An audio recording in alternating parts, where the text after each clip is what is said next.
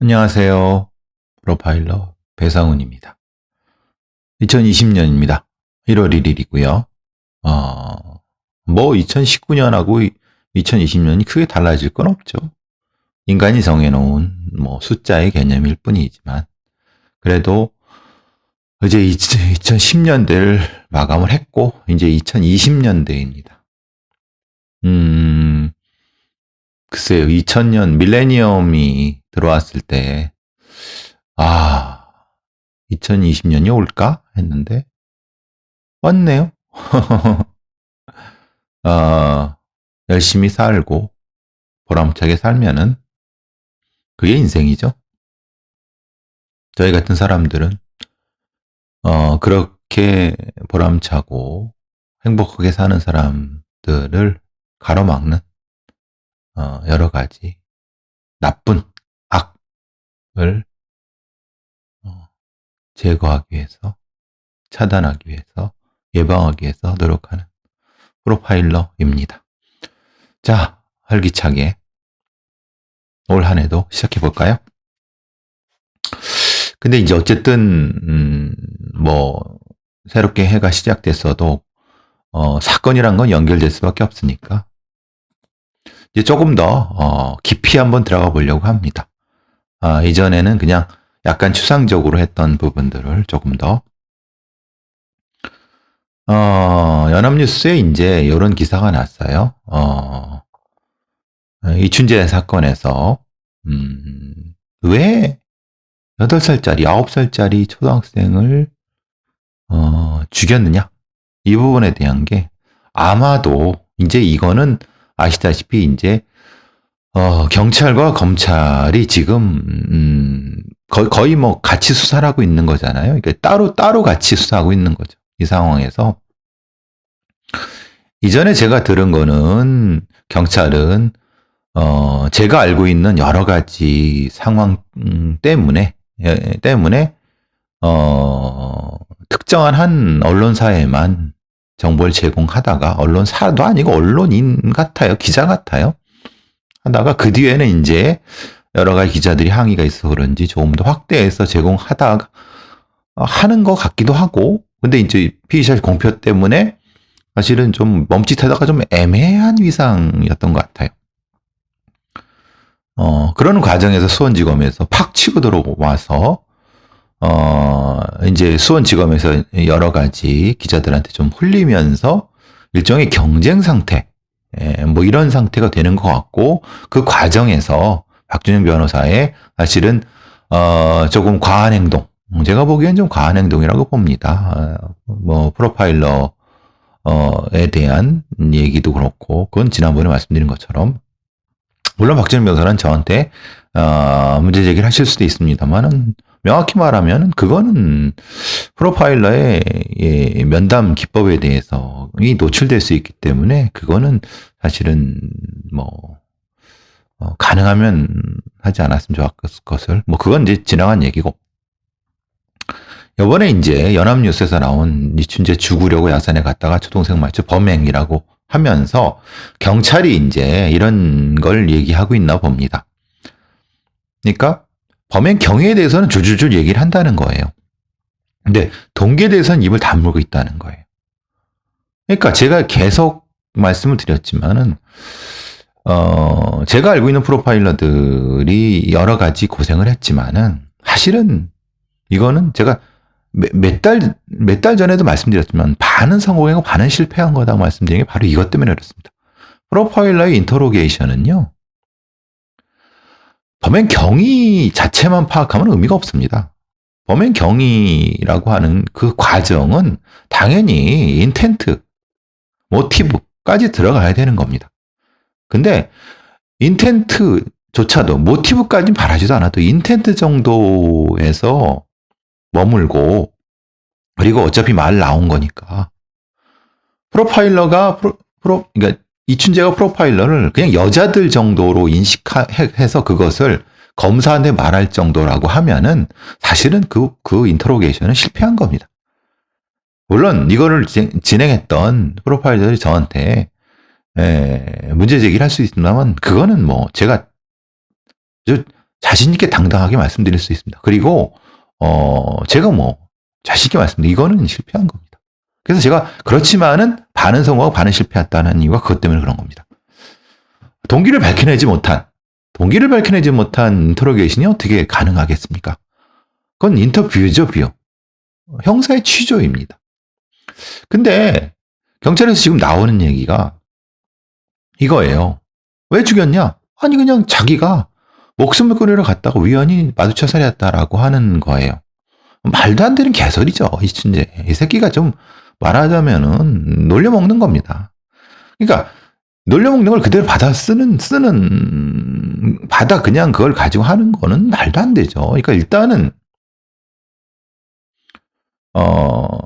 그러니까 그러면은 결국은 본인이 얘기했다고는 12 플러스 2 그리고 뭐 19, 15도 사실은 전 다시 말씀드리면 의미 없다고 말하는 건데 특히 이제 어떻게 이제 살기 싫다는 생각이 들어서 자살하려고 이런 인간들은 자살하지 않습니다. 이거는 그리고 왜 자살하려고 했는데 그걸 파물었어야 되는 거고 근데 그걸 이대로 나왔다. 만약에 이대로 그대로 이 참고인 진술조서 얘기 나왔다면 이거는 사실은 인터로게이션이 아닙니다. 어린이랑 몇 마디 대화를 하다가 뭐 이렇게 죽였다라고 하는데 이 부분. 그리고 이게 제가 뭐 지난번에도 이렇게 말씀드렸지만 8차 사건에 대해서도 얘기를 했잖아요. 근데 이거는 근데 이춘재가 말하는 것과 현장의 상황은 틀립니다. 제가 구체적으로 말씀을 안 드려서 그렇지 나온 거를 기초로 말씀드린 거면 동네 구멍가게에서 술을 마시고 집으로 가다가 대문이 열려있어 열리는 집이 보였다라고 했습니다. 맞습니까 이 말이? 이춘재가 이 공간에 대해서 얼마나 잘 아는데요. 그리고 이 공간에 대충 누가 살고 있는 듯도 뻔히 알고 있습니다. 근데 그냥 술 마시고 지나가다가 잘 모르는 어떤 집에 우연히 들어갔다는 거잖아요. 만만의 콩떡 같은 개소리입니다. 아닙니다. 이춘재는 그 공간을 장악하고 있는 놈입니다. 근데 우연히 지나간 대문 열렸다. 아니죠. 거기 누가 살고 있고 누가 이사 왔는지 뻔히 알고 있는 상황에서 그리고 그 다음이 사실은 핵심적인데 문을 열고 들어갔는데 방문 창호지에 난 구멍으로 안을 들여봤는데 남자가 있었으면 그냥 가고 여자가 있어서 자고 있어 들어갔다라고 합니다. 실제로 그 안에 문 창호지가 헤어져 있는 게 우리 이 현장 검증 영상에 보입니다. 그런데 문제는 거기 있어요. 그 시간이 사실은 밤 시간이에요. 예를 들면 이런 거잖아요. 밤 시간에 불을 켜놓고 자고 있었다는 거잖아요. 그 13살짜리가. 아니죠. 불을 끄고 자고 있었죠. 그러니까 실제로는 방문 창호지로 그 구멍으로 해도 누가 있는지 그리고 무슨 뭐 이렇게 이불을 덮고 자지 생각해 보세요. 여자가 있다? 그게 보일 수 있는 각도입니까? 아니면 보이서 여자를 판단할 수 있는 각도입니까? 그 사람 혼자 있는 판단해서 각도입니까? 여자가 자고 있다? 이거 다 개소리입니다. 만약에 이렇게 진술을 했는데 경찰이 그렇구나. 그래서 죽였구나. 그래서 들어가서 죽였구나. 라고 했다면 이거는 이렇게 조사받은 경찰들은 옷 벗고 나가 죽어야 됩니다. 예? 이게 말이나 됩니까? 현장상에 정확히 봐야죠. 당연히 그 시간에는 밤 시간이고 불을 끄고 자고 있었고 옆에 어머니가 그 피해자의 어머니가 계셨던 조금만 생각하면 이 공간이 안 맞는데 저는 왜 이렇게 엉뚱한 소리를 하고 있는 거를 제대로 체크를 못하는지 모르겠어요. 그럼 하나 더 갑시다. 만에 하나 불이 환하게 켜져 있었다고 치죠. 거꾸로 생각해 보십시오. 불을 켜고 자고 있다고 하면은 불을 켜고 자고 있는 건 어떻게 합니까? 불을 켜고 안 자고 있을 수도 있지 않습니까? 그죠?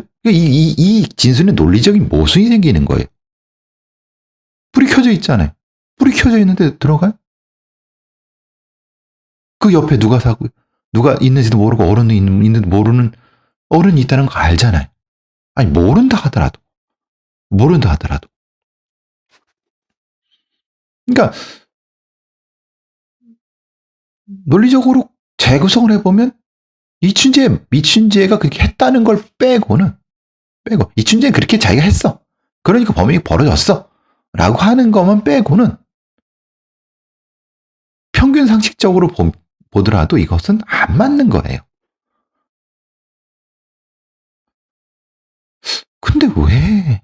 그러니까 그런 부분을 정확히 해야 되는데 그냥 말하자면은 이런 사실은 정황상 디테일보다는 말 그대로 그 안에 그 안에 피해자의 옷을 뭐 다시 입혔다는 행동 아니면 뭐 이 상표가 안으로 밖으로 나왔다 이런 얘기들. 그런데 제가 다시 말씀드리면은요. 이춘재는 1차 사건이 있을 때부터 거기 있었어요.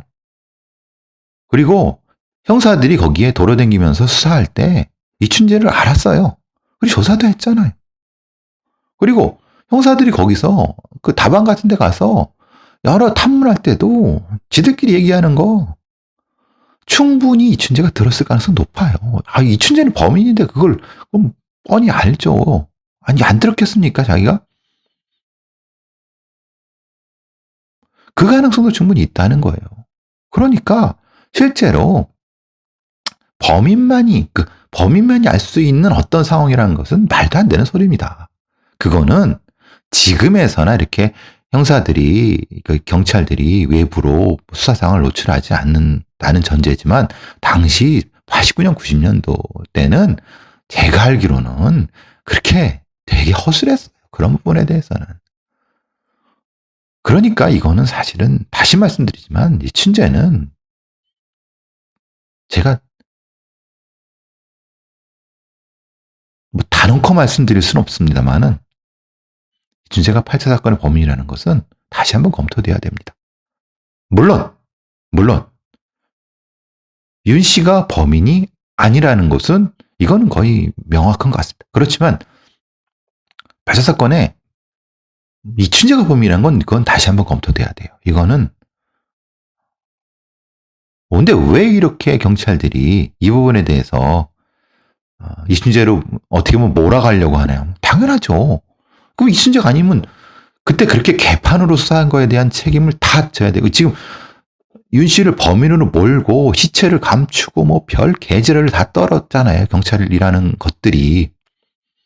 거기다가 이제 그나마 나타났던 이춘재라고 하는 범인이 이것 되고 저것 된 거냐, 이것은 했는데 저거는 안 했다 하면은 안 한 거에 대한 범인을 찾아야 되잖아요. 그리고 여태까지 놀아난 거잖아요. 그러니까 당연히 이춘재가 했다는 식으로 정리를 할 수밖에 없는 거죠. 그리고 저는 앞에서부터 말씀드리지만은 프로파일러 다시 말씀드리면 반은 믿고 반은 성공이고 반은 실패했다고 봅니다. 그렇기 때문에 계속 제 말씀을 드리는 거고, 아니나 다를까 이런 게 계속 나오잖아요. 엄청나게 걱정이 됩니다. 사실은 지금 이춘재가 재심 법정에 나와서 뭐라고 떠들지. 그리고 더 심각한 건 이대로 그냥 공소권도 없는 상태에서, 공소시효도 끝난 상태에서 이춘재가 다 했고, 윤 씨는 범인이 아니고 재심해서 무죄 받고, 그리고 시체를 감춘 놈들, 뭐 수사를 개판으로 한 놈들, 그리고 국가수의 검찰에 의해 조작이라고 밝혀진 티타늄 그런 거, 거기에 대한 책임도 지지 않고, 국가수는 미적미적 사과도 하지 않고 책임도 안 짓고 그냥 이런 상태로 넘어가는 거 가장 우려스럽습니다. 윤 씨가 무죄 받는 것 정도만 긍정적인 거, 그리고 그 9살짜리 죽었다는 거 정도, 뭐 확인한 거 정도? 넌 도대체 경찰의 지금의 이 수사라든가 저 동의할 수도 없고, 대단히 큰 실망이고,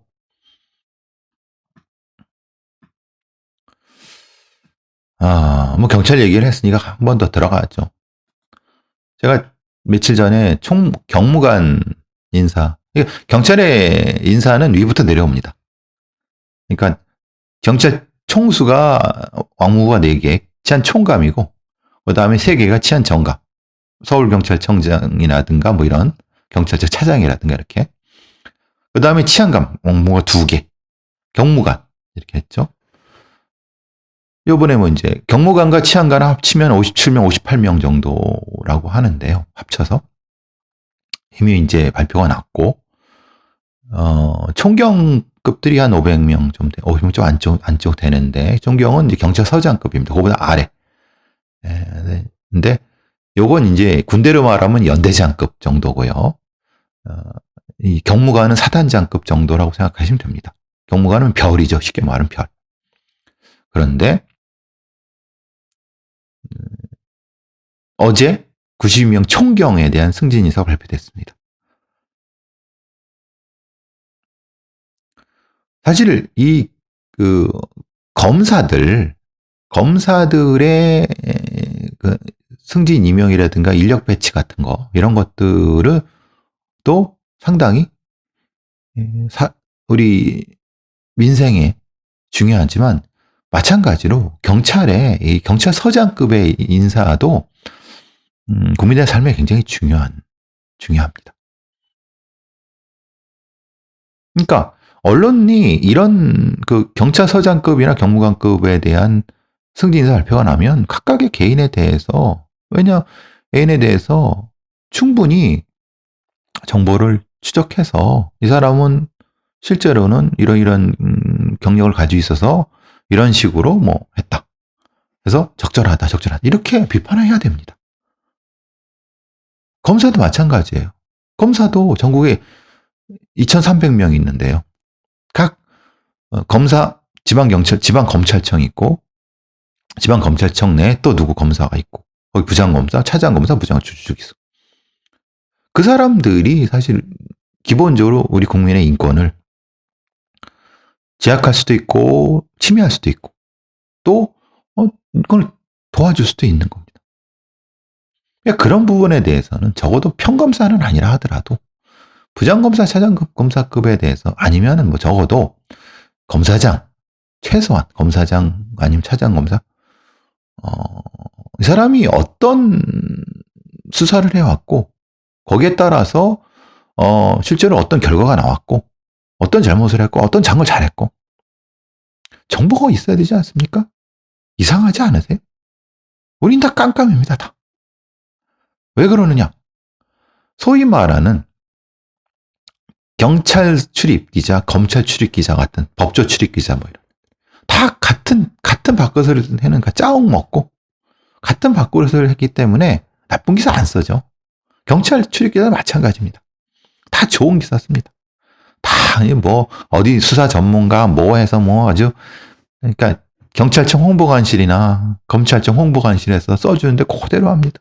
다 잘난 놈들입니다. 근데 문제는 다 잘난 놈들인데 왜 거기서 사고가 터지나 이 말이에요. 이상하죠? 그러니까 우리나라의 언론의 기능을 제대로 하는 언론은 아주 극소수입니다. 그러니까 개판이죠, 언론이 개판이니까 인권을 제약할 수 있는 수사기관들이나 이 기소기관, 권력기관들이 제 마음대로 하는 거 아닙니까? 언론들이 심각히 반성해야 되는데 반성 안 하죠. 법조 출입기자, 그 검찰 출입기자 그거 비판했다고 PD수첩에서 비판했다고 그렇게 잡아먹을 듯이 달려들잖아요. 지들 주제를 모르고 언론 법조 출입기자들이 웃기는 겁니다. 그러니까. 어쨌든 그건 웃기는 건 웃기는 거고. 최소한 경찰서장이면 그 지역에서 대단히 중요한 사람입니다. 그럼 그 사람이 뭘 잘했고 뭘 못했고 이 사람 뭐가 문제이고 뭐가 좀 정보를 제공해야 되는 거 아닙니까? 그래 견제가 되는 거 아니에요?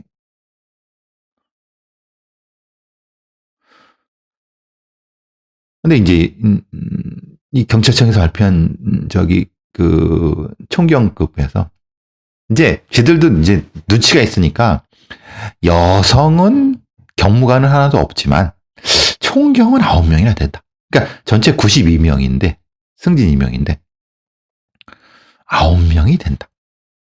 근데 아동 청소년 계장, 여성 보호 계장, 글쎄, 그러니까 이게 성차별적인 거나 성 분리적인 거죠.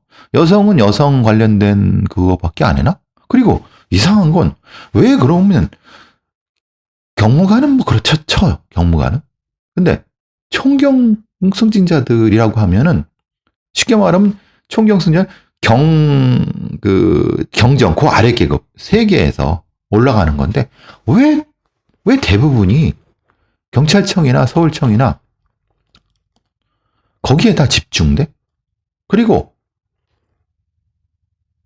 왜 그럼 이렇게 그쪽에서 많이 나와? 뭐가 이상? 아니 민생 치안을 확대한다며 그러면 실제로 물론 이제 서울의 어느 경찰서에 고생하는 지구대장 아니면 거기서 오랫동안 일했던 지역 경찰 출신의 경정들 아니면 오랫동안 경기 남부청에서 오랫동안 형사과장을 했던 누구 아니면 뭐 과학수사 과장을 했던 누구 뭐 이런 데서도 사실은 승진이 나와야 되는 거 아닙니까? 네, 천만에 맞습니다. 경찰청은 그렇게 안 합니다. 대부분 소위 말하는 옛날에 왕의 옆에서 말 잘 듣고 살살살 아부하는 놈들 그런 놈들이 이게 흔히 말하는 승진을 잘하는 것처럼 똑같습니다. 그래서 이제 본청에 있는 애들이 제일 많이 올라가. 본청과 서울청, 경기청 이런 애들이죠. 그래서 너도나도 다 지방청에 가려고 하는 겁니다. 이게 웃긴 건 그런 거예요. 이 사람들이 하는 게 총경급들이 작년에는 6명밖에 안 했었는데 올해는 9명이에요. 그전에는 4명이잖아. 잘 되고 있어. 잘 되고 있습니다. 근데 저는 이런 여성 범죄 관련된 것으로 올라간 여성 경찰들도 승진을 좀 해야 되지만은 그것보다는 실제로 민생 치안에서 고생하고 있는 사람들한테 더 많은 기회를 줘야 된다. 근데 되게 웃겨요. 92명 총경 승진했다고 하는데 생활안전 20명. 생활안전 보통 지구대장이라고 생각하시면 됩니다. 지구대장. 그리고 수사 14명. 수사라고 하면 형사과장, 수사과장 이렇게 생각하시면 돼요. 그리고 광역수사 계장이나 이런 정도면 됩니다. 교통 6, 교통 쪽에 있는 거 사이버 2명. 그럼 오늘 몇 명이냐면요. 48명. 32명이에요. 그죠? 24, 6이니까 42명이죠. 그럼 나머지 50명은 어디 있냐 이 말이에요. 그죠? 나머지 50명.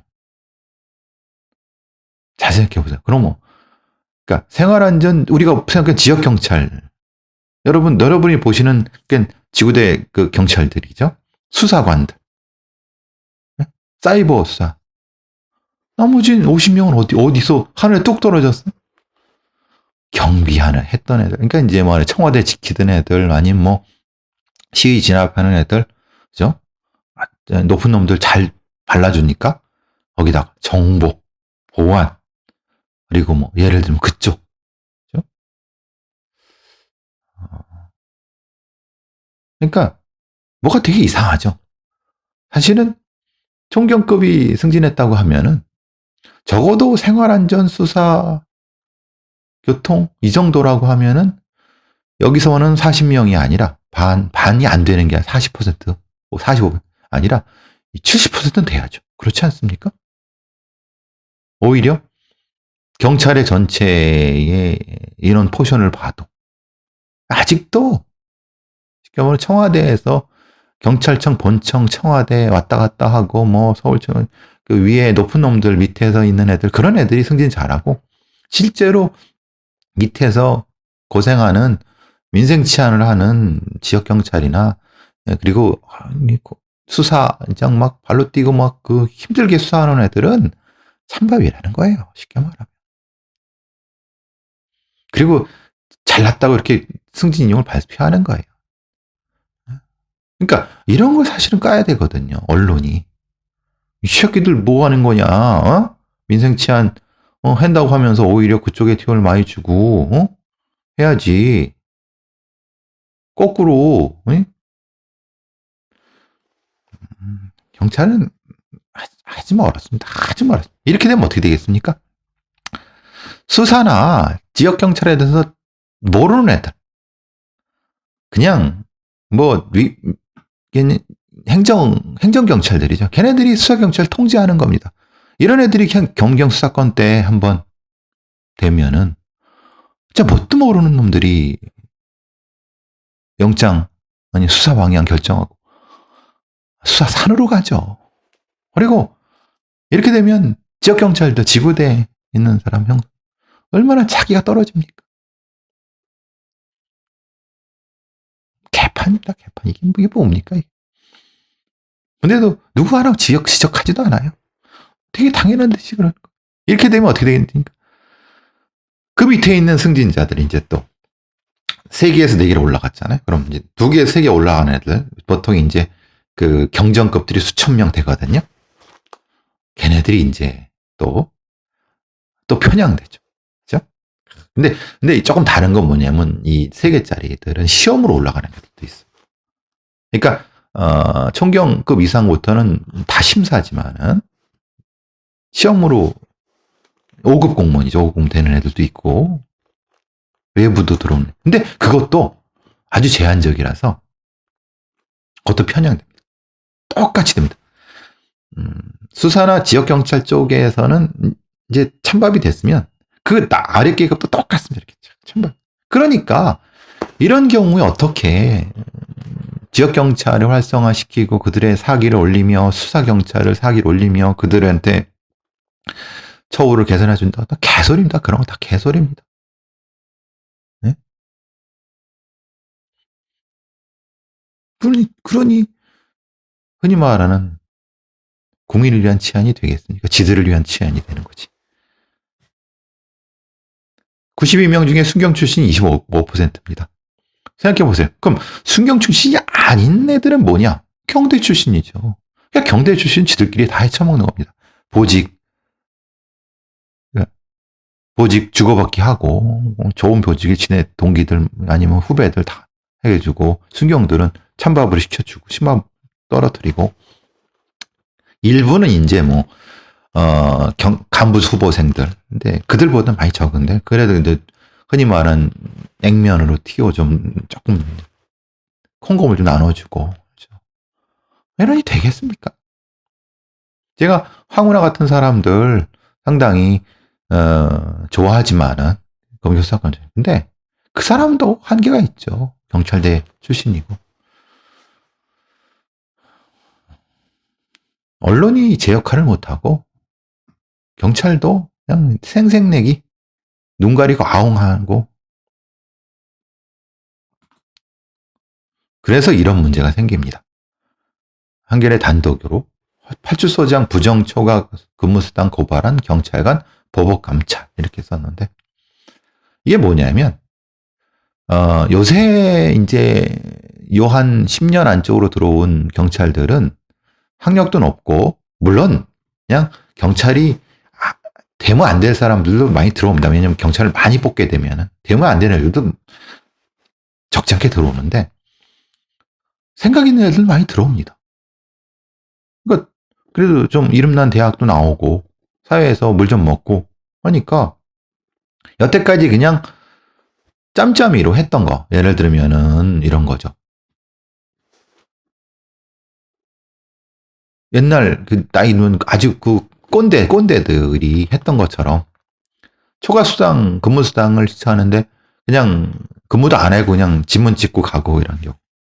그래서 1년 6개월 동안 허위로 기입해서 1천만 원 수당했다는 걸 부당 수령했다는 걸 보니까 그거를 이제 민원을 했어요. 아니 진정을 했어요. 위에다가.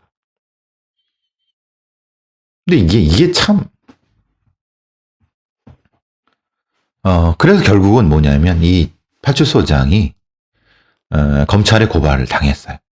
그래서 경기 북부경찰청은 그 감찰에 착수했어요. 그건 이제 진행 중인 거죠.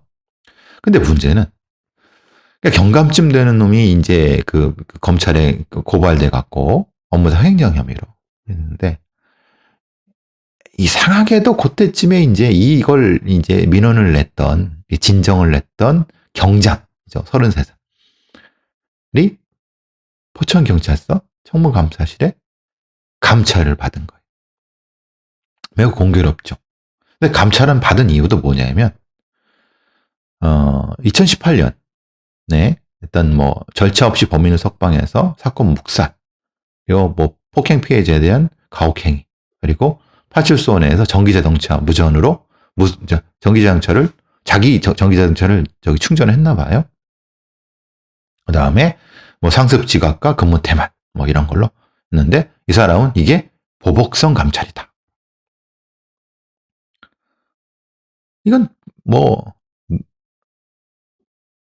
누가 봐도 보복성 감찰이죠. 그죠? 왜? 생각해 보세요. 폭행 피해자가 폭언 폭행으로 가혹행위를 당했다고 하면 그 사람이 고소를 했겠죠. 그죠? 근데 그런 게 없어. 문제 제기가 없어. 그리고 전기차 충전은 자기가 근무 이렇게 전기차 타고 다니는데 저기 이 파출소에 전기를 꽂아갖고 썼어요. 그거 얼마나 되겠습니까, 전기차? 한 2, 3천 원 하나 내나요? 많아야 2, 3만 원? 그럼 문제 돈 주면 되는 거죠. 근데 거기서 꽂지 않으면 운행을 할 수 없잖아요. 그러니까 그리고 그것도 미리 얘기를 했대요. 내가 꽂고 돈은 드리겠습니다라고. 나머지 근무 태만과 상습 지각 같은 경우는 이거는 뭐 논란의 여지가 있을 수 있죠. 그죠? 왜냐 그러면은 만약에 이 근무 태만과 저기 상습 지각 같은 거라고 하면 그때 문제 제기를 하면 되지. 지금 와서 1년이 지난 지금 와서 이상하죠. 그렇잖아요. 아니 지금 어제 그저께 너 지각하고 근무 태만이야. 그럼 너 경고 주고 너 하면 되지. 1년 전 거를 근무 태만 지각을 했다는 게 지금 감찰은 이건 좀 이상하지 않나요? 그러니까 이거 어떻게 된 거냐? 포천경찰서 청문감사실이. 근데 중징계 의결을 했대요. 이건 누가 봐도 보복성 감찰이죠. 그러니까 사실은 되게 이거는 제가 이제 이걸 생각을 해보면 이런 거 아니겠습니까? 저 새끼가 자기 파출소장을 찔렀네? 근데 그 파출소장 동기들이나 아니면 그 관련된 같이 이렇게 애들이 요 새끼 돈을 좀 내줘야 되겠는데 찾아보니까 지각한 게 있었고 전기차 이렇게 썼네? 다 찾아갔고 그죠? 특수부 검사들이 잘하는 짓이잖아요. 탈탈 털잖아요. 근데 사실은 실제로는 별 의미도 없고 했으면 그때 했어야 될 일이고 그죠? 이런 문제들이 발생을 해요. 이게 참 그러니까 조직에 순응해라. 불법이든 뭐든. 아니죠. 잘못된 건 잘못됐다고 해야죠. 돈 1,000만 원이나 초과수당을 빼먹었으면은 그걸 고치도록 해야 되는데 초록은 동생이라고 지들끼리 해갖고 문제 제기한 사람을 고통을 주면 안 되죠. 이런 경우들이 종종 나타나니까 참 큰 문제입니다. 이런 것부터 해결해야 되는 거예요. 경찰청에서 뭐 지들 잘났다고 떠들지 말고 이런 하위직 실제로 일하는 하위직 경찰들에 대한 처우 개선 중에서도 이런저런 부분에서 이런 부당한 부분에 대해서 적극적으로 해결할 노력을 해야죠. 경찰 얘기는 오늘 그만. 엊그제 이제 벌어졌던 5살짜리 여행용 가방에서 죽은 그 아이.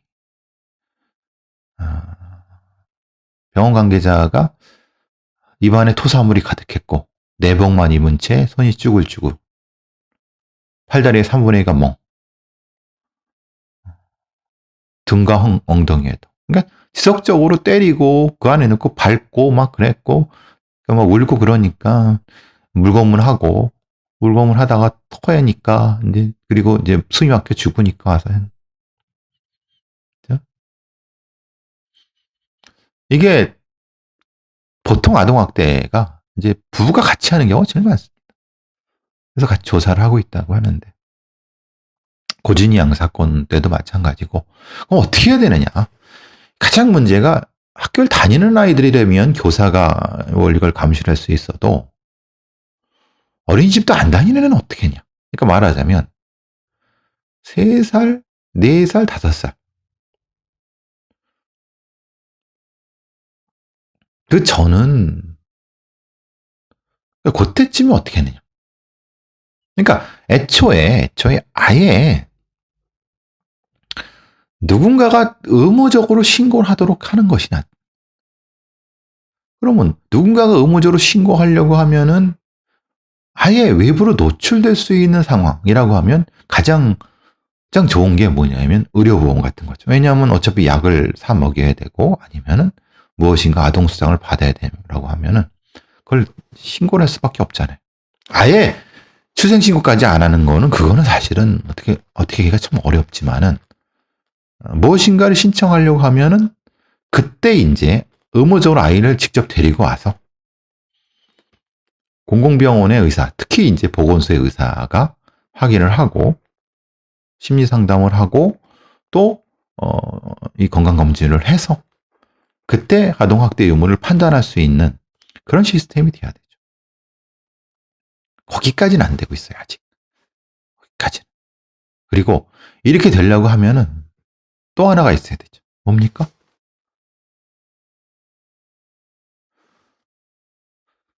흔히 말하는 공적 보육. 즉, 이 아이가 이 가정, 학대 가정에서 벗어나도 충분히 살 수 있을 정도의. 그게 안 되니까 일시적으로는 그 학대 부모로부터 벗어나도 다시 또 4년 뒤엔 가야 돼. 이걸 더 확대해야 되는데 그 긴급 조치, 긴급 응급 조치 같은 것들. 올해는 제발 아동학대 사건은 일어나지 않았으면 좋겠는데 어제 제가 이제 TBS 김지윤의 이브닝 쇼에서 저도 모르게 그런 얘기를 했어요. 내년에 그러니까 올해죠. 소망하는 게 뭐냐? 제가 딱 했죠. 안전은 그냥 떨어지는 건 없다. 안전사회 하는 추상적인 얘기보다는 안전을 준비하는 사회가 안전사회다. 어떻습니까? 제 말. 안전사회는 하늘에서 뚝 떨어지지 않습니다.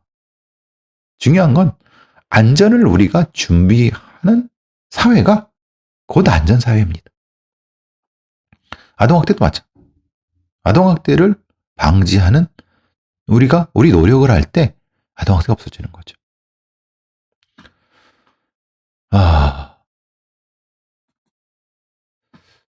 CCTV 문제에 대해서 이런 일이 있습니다. 여러분, 이제 동네나 있는 데 지나가실 때 전봇대 같은데 CCTV 방범용 CCTV 다 보시죠? 그럼 그걸 누가 관제하겠습니까? 그러니까 CCTV 관제센터가 있습니다. 법에 따라서 전국 시군에서 운영하는 CCTV 통합관제센터가 있습니다. 인구 5만 이하의 작은 군 단위에는 CCTV 통합관제센터 근무하는 관제요원들이 있는데 문제는 얘네들이 그 관내에 있는 군이나 읍내에 있는 뭐 이런 데에서 다 보잖아요. 근데 아는 사람이잖아요. 그죠? 공무원들이니까 거기. 근데 누굴 만나네? 아니 어딜 가네? 그걸 또 그 사람한테 얘기해. 그걸 개인의 사적 이익으로서. 이게 심각한 문제예요. 그러니까 CCTV를 애초에 설치하고 설치를 확대할 때도 사실 이런 문제는 대단히 위험하다는 건 알고 있었어요.